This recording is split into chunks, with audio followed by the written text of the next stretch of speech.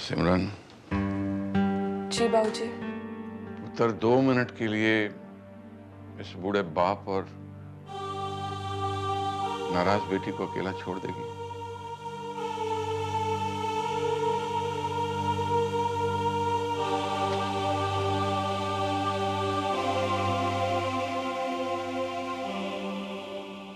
कुलजीत, बाबूजी, अब मैं रुकूंगी नहीं, मुझे रोकिएगा मत। नहीं रुकने वाली तो कोई बात नहीं बेटा, मैं भी तेरे साथ चलता हूं। जिस घर से एक बेटी पहले ही खफा होकर बिना विदाई के चली गई और दूसरी बेटी इस तरह नाराज होकर जाएगी, तो तेरे बाबूजी का उस घर में दिल लगेगा क्या? वो अपने आप को, इस घर को, यहां पर रहने वालों को माफ कर सकेंगे? नहीं बाबूजी, सैम ने कोई गुनाह नहीं किया। जो बोला सच ही बोला। अन्नू के खिलाफ तो मैं शुरू से ही थी। मम्मी और रोहन के बारे में जो अफवाहें हैं, उनके बारे में सबसे ज्यादा बात मैं ही कर रही थी। तो सचमुच इस घर को नुकसान ही पहुंचा रही थी ना। उत्तर, तू नुकसान पहुंचा ही नहीं सकती। सैम अगर इस घर का बच्चा है तो तू भी तो इस घर की बेटी है। वो ना समझ है, कम अक्ल है, तो तू तो समझदार है ना पुत्र। बेटियां मायके आती हैं ना तो जम के अपना हक जमाती हैं। तू भी उसी हक से अपना हक जमा ना पुत्र। अगर कुछ बुरा लगता है तो बुलंद आवाज में बोल कि ये बुरा है, पर इस हालात में हमें छोड़कर मत जा पुत्र। मेरे माँ बाप बहुत दुखी हैं पुत्र। अगर फिर भी तेरा दुख हमसे बड़ा है पुत्र, तो जा, खुश रह। तेरे बाबूजी ये भी तो नहीं चाहेंगे ना कि उनके दुख की वजह से उनकी बेटी दुख और सहे। कौन सा दुख बाबूजी? थोड़ी सी नाराजगी थी। लीजिए खत।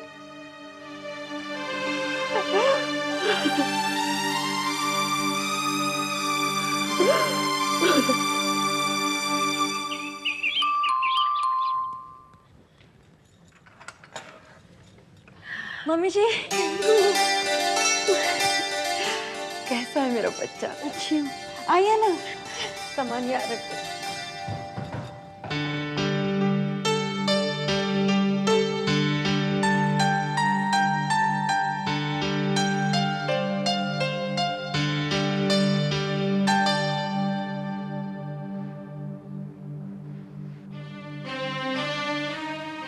मुझे तो याद नहीं पड़ता कि तुम्हारे कोई माँ बाप हैं।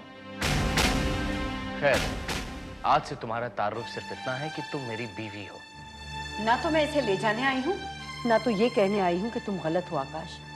डिंगी का सामान था, सो देने चली आई। ये गली गरीबों की जरूर है, पर इस दरवाजे पर खैरात नहीं ली जाती। मैं कोई खैरात लेकर नहीं आई हूँ बेटा। माँ हूँ मैं इसकी। हम अपनी बेटी को जो चाहे दे सकते हैं, कोई रोक नहीं सकता। ठीक है, तुम क्या कहती हो डिंगी? तुम्हें इनसे रिश्ता रखना है या मुझसे? तेज सिंह, तुम सामान ले जाओ।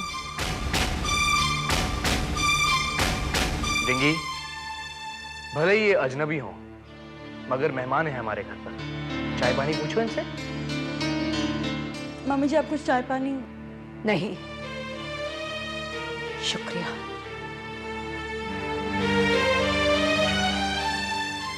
कल देव का 13वां है, हो सके तो आ जाना।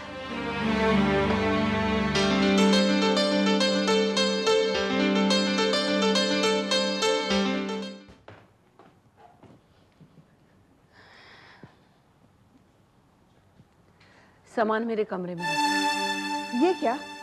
इतने नाराज हैं वो लोग हमसे? डिंगी ने अपना सामान तक नहीं लिया। वो लोग हमसे कोई सरोकार ही नहीं रखना चाहते। डिंगी तो ऐसा बर्ताव कर रही थी जैसे उसे इस घर से कोई लेना देना ही नहीं। बाबूजी, अगर आप देखेंगे डिंगी जिस घर में रहती है तो दिल दहल जाएगा आपका। सब कुछ गलत हो रहा है। तेजी पुत्र, डिंगी के लिए इतनी चिंता क्या करनी है? उसकी शादी हो गई है, अपने पति के साथ वो अपने घर में रह रही है। अच्छा मुझे ये बता, क्या वो वहां नाखुश है? नहीं बाबूजी, वो नाखुश तो नहीं है। पुत्र, अगर वो खुश है तो हम मायूस क्यों हों? देख पुत्र, हम जितना उन्हें अपनी ओर खींचेंगे ना, वो उतना ही हमसे दूर भागेंगे। बाबूजी, आपका मतलब है कि तू दया कर भाई, तू किसी बात का मतलब मत निकाल। हम सुन चुके हैं तू किस बात का क्या मतलब निकालता है। बाबूजी, सैम वाकई बहुत शर्मिंदा है। बुआ जी, प्लीज समझाइए ना। मुझे तो आप माफ ही करो। ना मुझे किसी से कुछ कहना है ना सुनना है।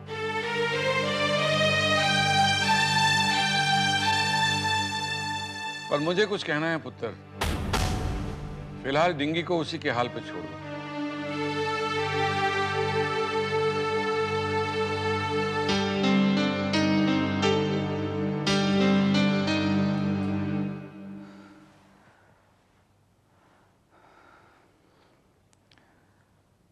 बुआ जी,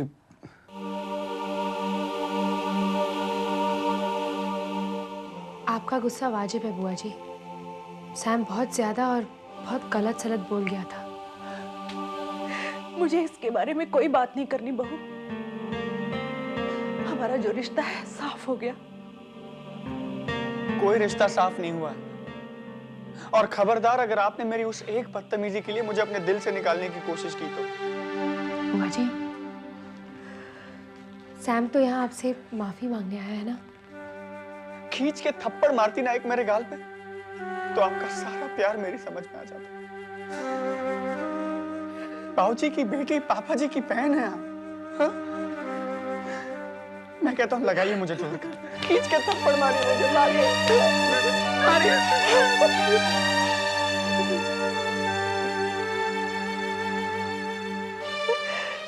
तुम बिल्कुल सच कह रहा है। तुझ पर ये हक समझती तो तेरी बातों का इतना बुरा भी नहीं लगता। लेकिन थोड़ा सा फासला तो हम दोनों में कहीं से आ ही गया है। उस फासले की वजह मैं हूँ बुआ जी। आप लोगों का पहले से ही मेरी तरफ से जो मन खट्टा है, उसी ने आपके और सैम के बीच में ये फासला कर दिया। मेरी आपसे और सिमरन से एक रिक्वेस्ट है बुआ जी, आप लोग अन्नू को इस घर की बहू समझिए। ये भूल जाइए कि ये खुराना खानदान की बेटी है।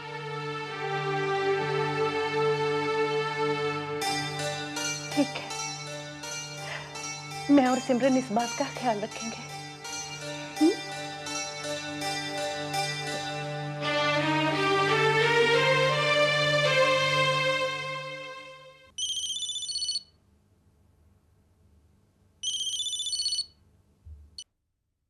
हेलो आकाश बेटा, मैं बीजी बोल रही हूँ। कैसे हो तुम बेटा? था तो मैं बहुत अच्छा, मगर हाल ही में बड़ा बदनाम किया गया हूँ। आपकी तो आंखों देखी बात है ना। हाँ बेटा, जो कुछ हुआ वाकई गलत हुआ। बेटा, तुम जो कुछ भी कर रहे हो बिल्कुल सही कर रहे हो।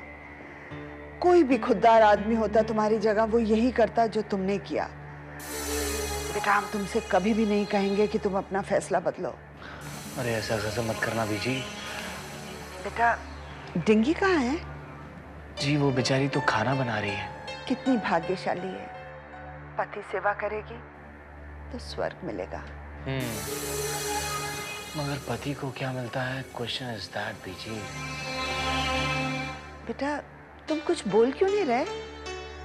अब मैं क्या बोलूं? डिंगी सचमुच बहुत अच्छी पत्नी है। हजारों मुश्किलें झेलने के बाद भी मुंह से उफ तक नहीं करती। और इस घर से बड़ा तो आप बड़े लोगों का बाथरूम है, फिर भी एक शिकायत तक नहीं करती बेचारी। मुझे तो बस डर इस बात का है कि कहीं वो अपने आंसू तो नहीं छिपा रही।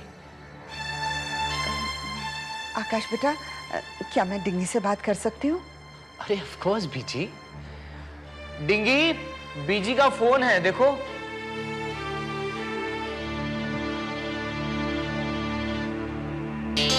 तुम फोन पर तो बात कर ही सकती हो, मुझे कोई एतराज नहीं। Thank you Akash. हेलो जी बीजी, कैसे हैं सब? नहीं नहीं, घबराने वाली कोई बात नहीं। मैं बहुत बहुत खुश हूँ। ये प्यार करने वाले भी अजीब चीज होते हैं।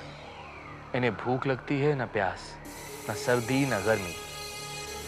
मैडम मेरे प्यार में उस हवेली से इस कुटिया में आ गई, पर कहती हैं मैं बहुत बहुत बहुत खुश हूं।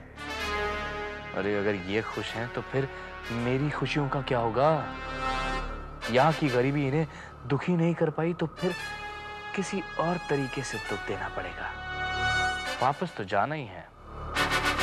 वहां परजाई जी मुझे कितना मिस कर रही होंगी ये मेरा ही दिल जानता है। पता नहीं क्यों अनु शुरू से उस गायनाक के पास जाने से कतरा रही है। मैं ना उसे किसी बहाने उस गायनाक के पास ले जाता हूँ। अरे ले तो जाऊंगा मगर वो कार्ड तो मिल जाए। Card, that's the card. Phone, doctor Mrs. Hello, doctor Mrs सेठ? नहीं है जी, एक्चुअली मुझे उनसे अपॉइंटमेंट लेनी है। हाँ, नहीं मिल सकती। अच्छा, मैं कल सुबह फोन कर लेता हूँ। ओके, या चीयर्स मैन।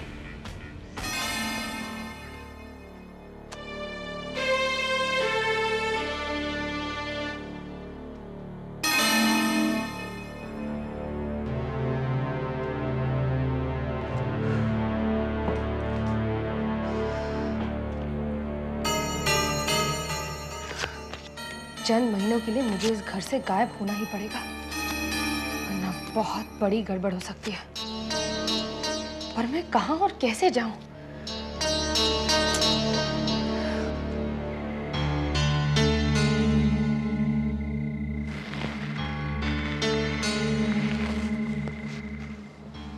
टिंगी, टिंगी,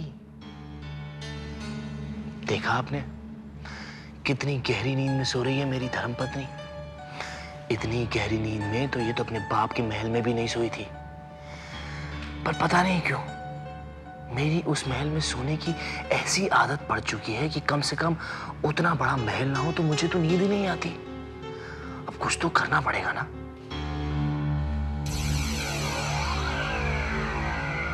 तो डिंगी को इन टैबलेट्स की डोज कल से शुरू, ताकि इतनी तबीयत खराब हो उसकी कि घर वाले हमें वापस उस घर में ले जाएं, क्योंकि मुझे तो उस छत के नीचे ही रात को नींद आएगी ना। गजाननं भूतगणाधिसेवितं कपित्थजम्बोबलचारुभक्षणं विनाशुतं शोकविनाशकारकं तमामि गणेश्वरपादपङ्कजम् आज्ञान्तनिहान्तस्य बहू, तो आराम से बैठ जा और धुएं से बचना।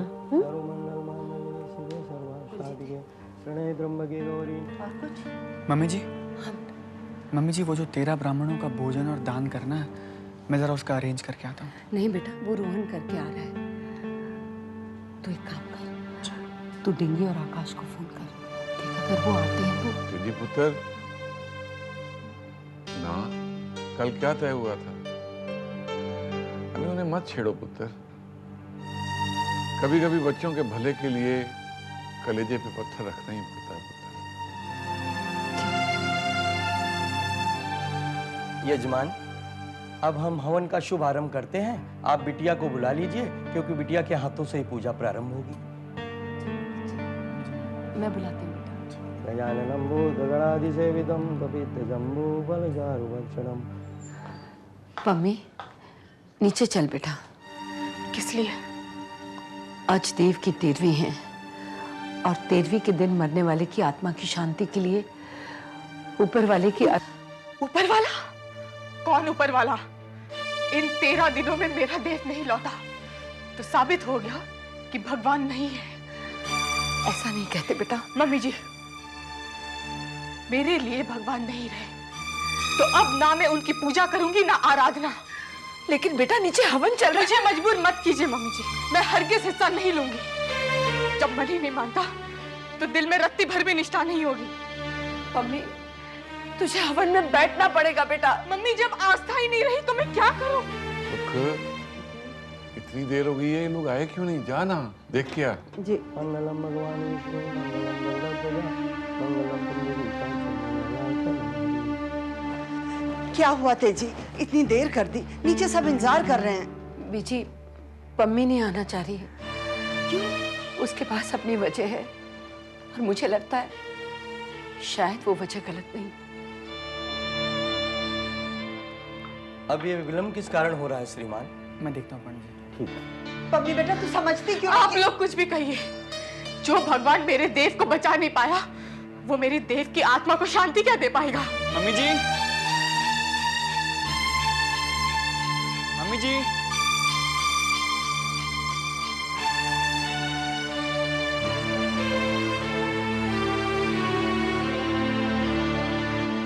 सैम देखना पुत्र क्या हो रहा है। ओहो सुख, पूजा शुरू नहीं हो पा रही है। पम्मी को बुलाओ भाई। पम्मी, भरजाई कहाँ है पम्मी? जी पम्मी नहीं आएगी बाबूजी। वो पूजा में शामिल ही नहीं होना चाहती। क्या? ऐसे कैसे हो सकता है सुख? आपकी बिटिया के बगैर पूजा संपन्न नहीं हो सकती। मैं जाकर बात करती हूँ। नहीं कुलजीत, वो नहीं मानेगी। मतलब देव की 13वीं पर पूजा नहीं होगी? बाबूजी, जब उसे भगवान पर ही आस्था नहीं रही तो इन पूजा पाठ के उसके लिए कोई मायने ही नहीं। यानी आपकी बिटिया नास्तिक है? नहीं पंडित जी, इस घर में सबसे ज्यादा आस्तिक थी वो। और जब से उसकी मांग उजड़ी है, उसकी कई मान्यताएं हिल गई हैं। पर भरजाई, पूजा में विघ्न आना अच्छी बात नहीं है। माता जी, जब आपकी बेटी में भावना ही नहीं है तो इस पूजा से न कोई शांति मिलेगी, ना ही इससे कोई लाभ होगा। तो फिर इस होम हवन का क्या अर्थ? नमस्कार यजमान, ईश्वर आपकी बेटी को सद्बुद्धि दे। अब हम चलते हैं।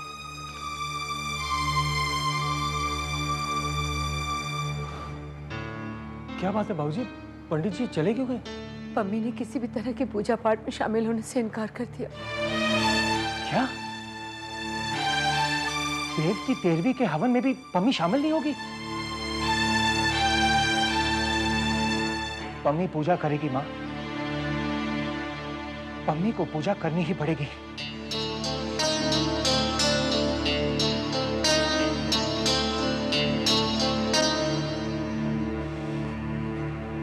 पम्मी, रोहन प्लीज तुम जाओ यहाँ से। मैं जानती हूँ तुम मुझे नीचे ले जाने आए हो, है ना? अरे अरे, मैंने तो सुना था कि तुम्हारा ऊपर वाले से विश्वास उठ गया, पर तुम्हारा तो दोस्तों पर भी विश्वास नहीं रहा। नीचे हवन कैंसिल हो चुका है, पर तुम मेरे साथ चल रही हो। कहाँ? रोहन पम्मी को किसी अच्छी जगह ही लेके जाएगा। इतना विश्वास तो करती हो ना मुझ पर? चलो।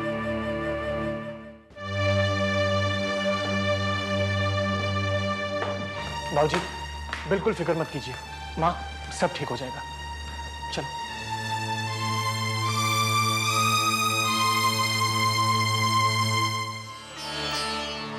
उसे तो अभी तुम्हारी बहुत जरूरत है। कहीं ऐसा ना हो कि वो जिंदगी भर तुमसे रूठी रहे। मेरे बस में तो है नहीं पम्मी को मंदिर में लेकर आना। जो भी करना है अब तुम्हें ही करना है।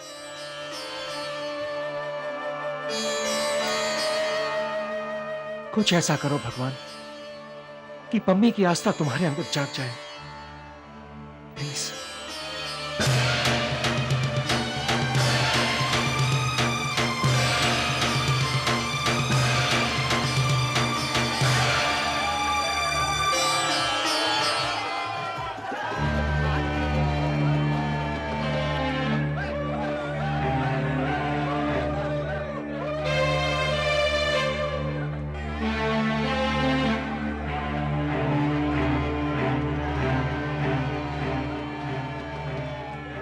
होली मुबारक हो पम्मी। किसी ने तुम्हें बताया नहीं कि ये सफेद रंग तुम पर बिल्कुल नहीं फपता?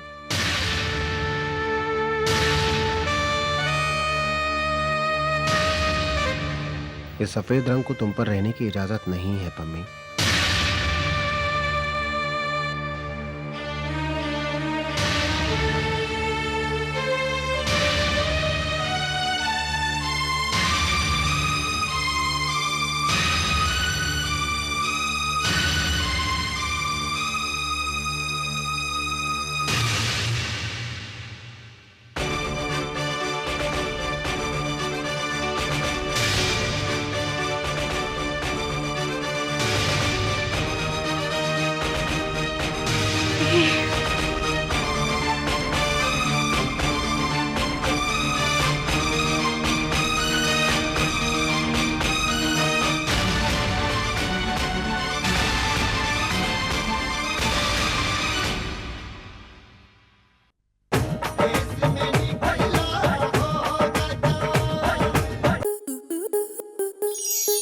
स्टार प्लस के YouTube पेज पर आने के लिए आपका धन्यवाद। अपने फेवरेट शोज देखने के लिए subscribe to Star Plus YouTube page and hit the bell icon.